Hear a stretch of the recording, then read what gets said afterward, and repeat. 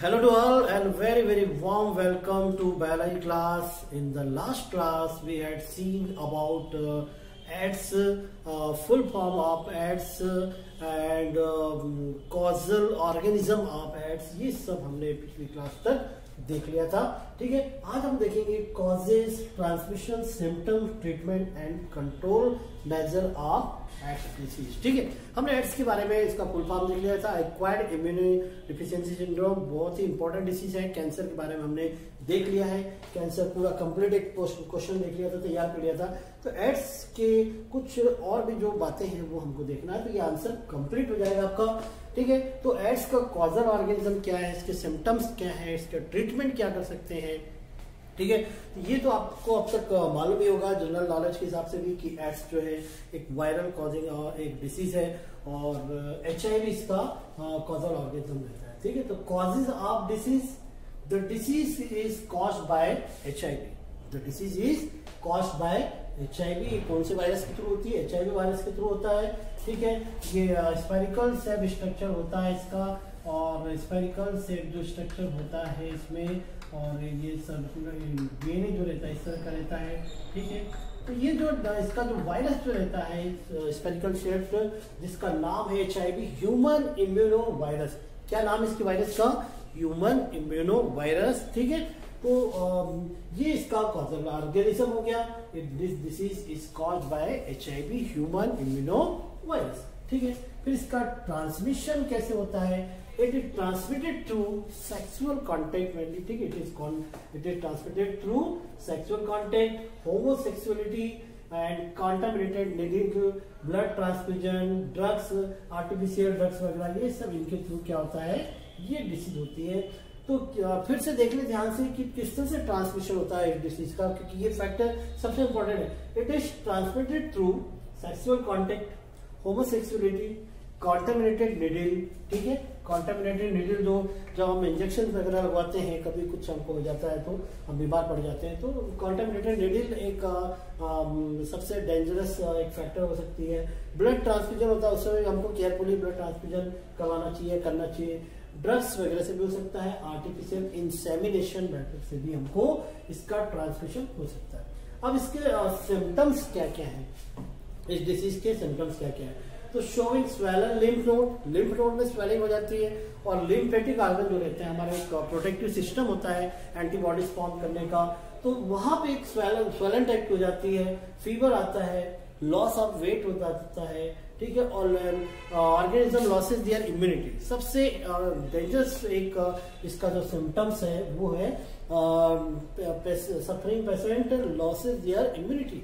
Immunity जो रहता है, यदि हमारी इम्यूनिटी लॉस हो जाएगी तो then we are affected by many types of disease. हम कई तरह के डिसीज से अफेक्टेड हो जाएंगे क्योंकि हमारी इम्यूनिटी चली गई है. ठीक है, तो ये आपको याद रखना. फिर से देख लें क्या क्या इसके सिम्टम्स है. शोविंग स्वेलन लिम्फ नोड में स्वेलन हो जाती है. ठीक है, फीवर आता है, लॉस ऑफ वेट होता है, लॉस ऑफ इम्यूनिटी. ठीक है, ये इसके क्या हो जाएंगे, सिम्टम्स हो जाएंगे. अब इसका ट्रीटमेंट देखेंगे.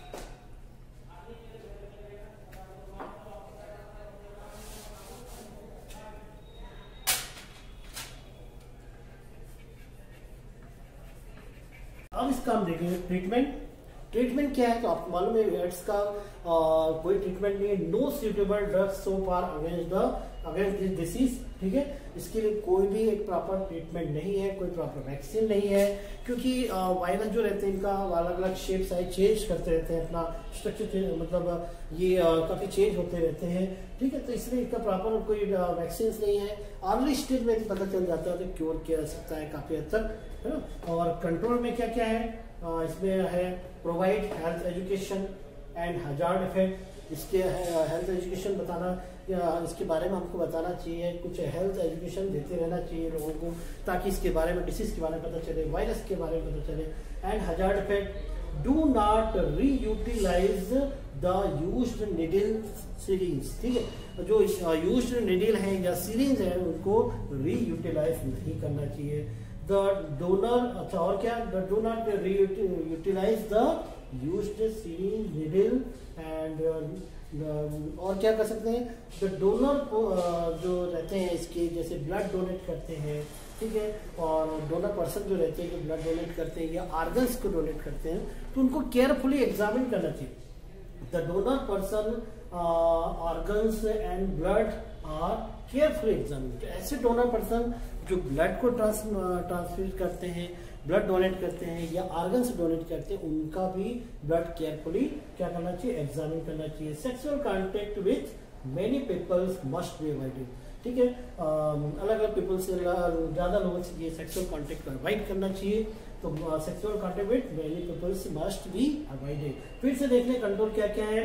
एक तो है providing health education and hazard fact, do not reutilize the used needle and syringe, the donor persons organs and blood are carefully examine.